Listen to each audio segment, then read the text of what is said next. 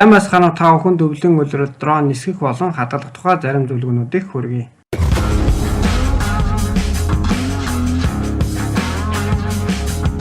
Өвөл дрон нисгэхэд хамгийн чухал анхаарах ёстой зүйл нь батарей байдаг. Учир нь дроны батарейг литиум полимер гэдэг материалаар хийдэг. Энэ материал нь өвөл хүйтэн царцсны улмаас маш хурдан сэнгээ алддаг байгаа. Ингэснээр дрон маань аюулгүй нисэх боломжгүй болдог гэсэн үг. Ийм учраас дроны батарейг үргэлж дулаан байлгах шаардлагатай. Дроны батарейны хэвээ ажиллах дулааны температур нь Цельсийн нэмэх 20 градусаас дээш байдаг. Энэхүү нөхцөлөөр бүрдүүр өснөхийн дараа та дроноо нисэх боломжтой гэсэн үг. Дроны батарейны температурыг та DJI Go 4 аппликейшнийг ашиглан хянах боломжтой. DJI Go 4 аппликейшны баруун дэд тулганд байгаа дроны батарейны хувь зааж байгаа хэсгээр дарах юм бол дроны батарейны дэлгэрэнгүй мэдээлэл гарах болно. За үүнээс дроны батарейны температурыг шалгах боломжтой.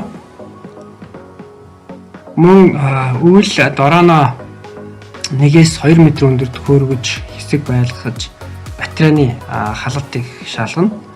Батарей маань моторууд нь ажиллаад эхлэхээр нэг цугсаанд ялгарч байгаа энерги нь их байдаг учраас цохим хэмжээгээр халдаг байгаа. За энэ халалт маань гаднах температурынхаас илүү байх ёстой. Энэ халалтыг та Go аппликейшны тусламжтайгаар шалгаад за энэ илүү байх юм бол цаашаа үргэлжлүүлэн нисгэхэд аюулгүй гэж үзнэ. Хэрвээ энэ нь буугаад ах юм бол цаашаа үргэлжлүүлэн нисгэхэд аюултай болно. Үүнээс гадна өвлийн нөхцөл жолоод хүрдийг огсон хөдлөхгүй байхыг зөвлөж байна. Учир нь та жолоод хүрдийг огсон хөдлөснөөр батарейнаас нэг цугсаанд ялгарах энерги нь маш их байдаг учраас царцсан байгаа батарей нэг цугсаанд маш их энерги ялгаруулах нь хүндрэл учирдаг. Иймд та жолоод хүрдийг аль болох зөөлхөн хөдлөхийг та бүхэн зөвлөж байна. Яг л машины хаацтай адилхан гэсэн үг.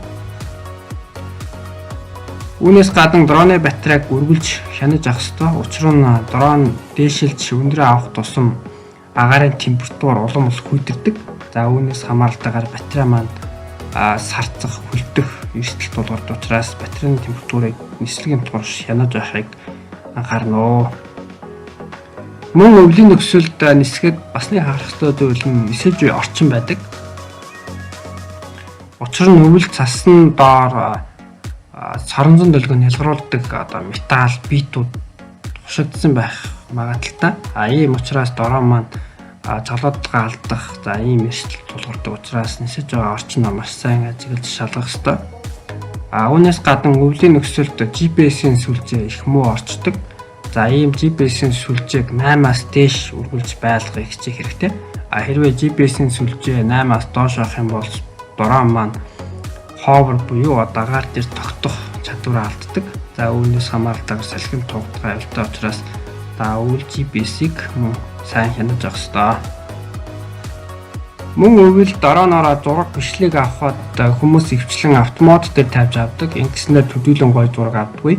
Учир нь цагаан цасан дээр нарны туяа гялбааж гоё дүрс авч чаддаг байгаа. За иймд та зураг бичлэг авах гормыг механик мод дээр тавьж апертур болон гэрлийг тохируулах замаар өөрсдөндөө тохирсон хамгийн гоё зургуудыг авах боломжтой гэсэн үг.